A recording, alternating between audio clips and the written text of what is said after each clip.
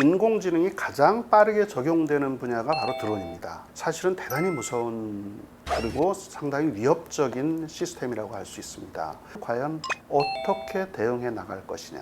드론 대응도 인공지능을 포함시키는 겁니다. 우리나라는 그런 능력이 있느냐? 우리나라 당연히 있습니다. 한성대학교 국방과학대학원 국방전략학과 김영석 교수입니다. 대드론 산업협회에서는 드론 센터장을 맡고 있고요.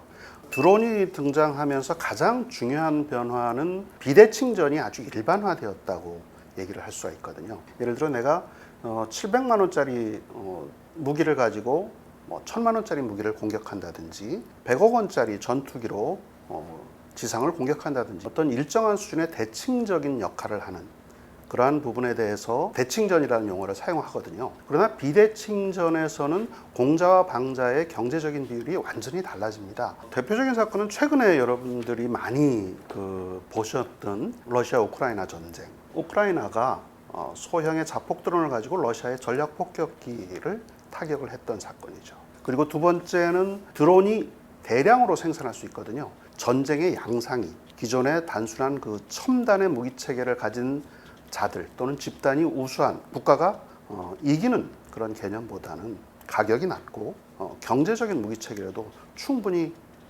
세력이 큰 국가를 상대할 수 있는 이러한 전장의 양상이 완전히 바뀌었다는 거죠.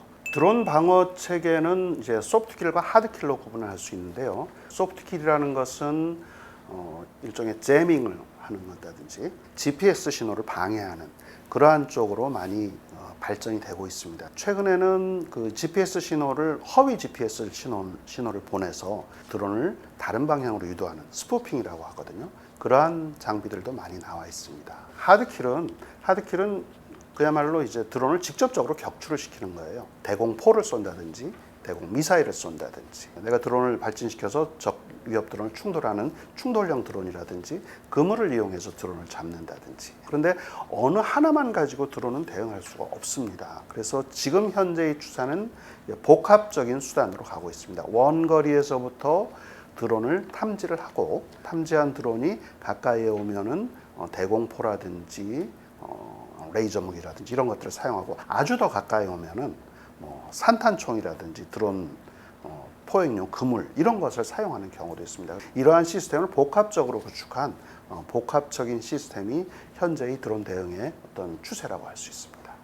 그러면 우리나라는 그런 능력이 있느냐? 우리나라 당연히 있습니다. 왜냐하면 우리가 IT 강국이고 방산의 강국이고 상당한 기술력을 갖고 있어요. 천광이라는 레이저 대공 무기를 만들었죠. 레이저로 드론을 태워버리는 그러한 다양한 대응 수단들이 있습니다. 육군에서도 관련된 드론 대응 체계라든지 제밍 체계, 하드킬, 대공포 이런 것들을 이용한 드론 대응 노력을 많이 하고 있습니다. 드론을 직접 충돌시키는 충돌형 드론이라든지 이러한 드론들에 대한 전투 실험 같은 것도 많이 하고 있고 실제 군에서도 이 부분에 대해서 관심을 가지고 보강을 하기 위한 노력을 많이 하고 있습니다.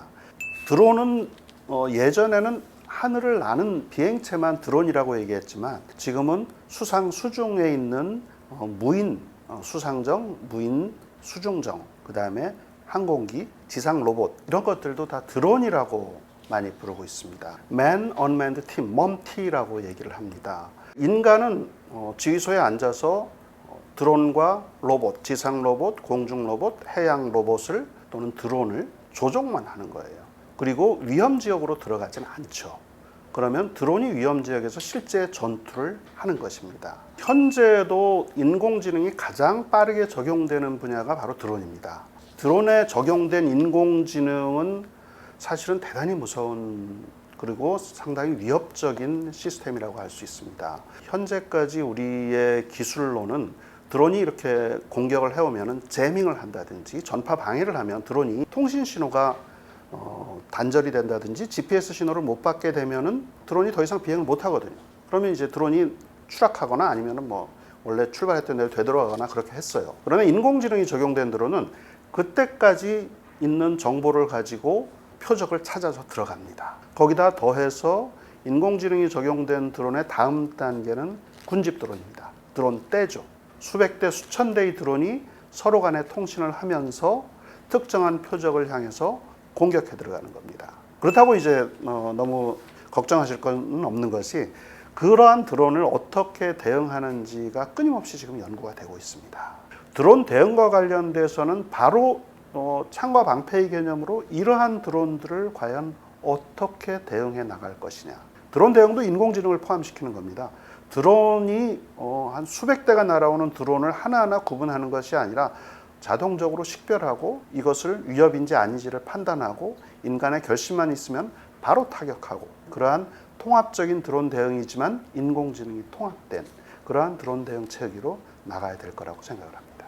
가장 일반적인 걸로는 저는 교육훈련을 좀 보완했으면 좋겠습니다. 육군, 해군, 공군 모든 군이 드론이 있을 수 있다, 드론이 공격해 올 수 있다는 가정하에 모든 교육을 실시할 필요가 있다는 거죠. 예를 들면 이런 겁니다. 자폭 드론이 공격해 오고 있는 상황을 가정을 하고 드론 대응 장비가 아무것도 없어요. 그러면 소대장은 어떻게 해야 될까요? 가장 중요한 것은 위장을 제대로 해야 되는 거고요. 그것도 제대로 안 된다면 근접해 오는 드론의 시야를 가리기 위해서 연막탄을 터뜨려야 되는 거거든요. 드론은 이제 특별한 무기체계가 아니에요. 전장에서 언제든지 볼 수 있는 무기체계입니다. 교육훈련의 아주 기초적인 부분까지 드론에 대한 공격을 고민하면서 교육훈련에 대한 방법을 연구해야 되는 때가 아닐까 이렇게 생각을 합니다. 우리가 무기체계를 최초에 소유 제기하고 그 무기체계가 전방에 배치되기까지 시간이 상당히 오래 걸립니다. 그거를 저는 이제 전력화의 속도라는 말씀을 드리고 싶은데요. 드론이라든지 드론 대응이라는 무기체계 자체는 러시아 우크라이나 전에서 실제 확인되듯이 수명이 채 6개월이 되질 않거든요. 그 6개월이 되지 않은 그 짧은 기간은 우리나라의 지금 현재의 제도상으로 보면은 무기체계를 소유 제기할 수 있는 시간도 안 되는 거예요. 최근에 방위사업청이라든지 각군의 어떤 그 관계자들하고 많은 대화를 나누면서 시간이 조금 짧더라도 성능이 조금 부족한 부분이 있더라도 보완해 나가면서 신속하게 전력화하자는 말을 많이 하십니다. 저는 상당히 긍정적으로 보는 것이 빠른 시간 내에 전력화시키고 그 전력화시켜서 보완해야 될 부분은 빨리 보완을 하고 그리고 다시 또 전력화시키고 하는 이러한 프로세스의 보완이 조금 필요한 것 같다 이렇게 생각을 합니다. 오늘처럼 이렇게 많은 그 대화를 나눌 수 있는 시간이 사실은 많지 않거든요. 이러한 그 기회들을 통해서 드론이 이제 멀리 있는 것이 아니라 바로 일상에 있는 것이고, 드론을 대응하는 것이 어떠한 특별한 그 수단만이 꼭 있는 것이 아니라 아주 일상 속에서 가벼운 교육훈련 속에서도 드론 대응이 일상화된다. 이런 것을 우리가 꼭 대응해야 된다고 말씀드리고 싶고, 드론 대응은 어떠하게 할 것인가를 이해를 하는 그러한 그 이해의 폭이 더 넓어졌으면 합니다.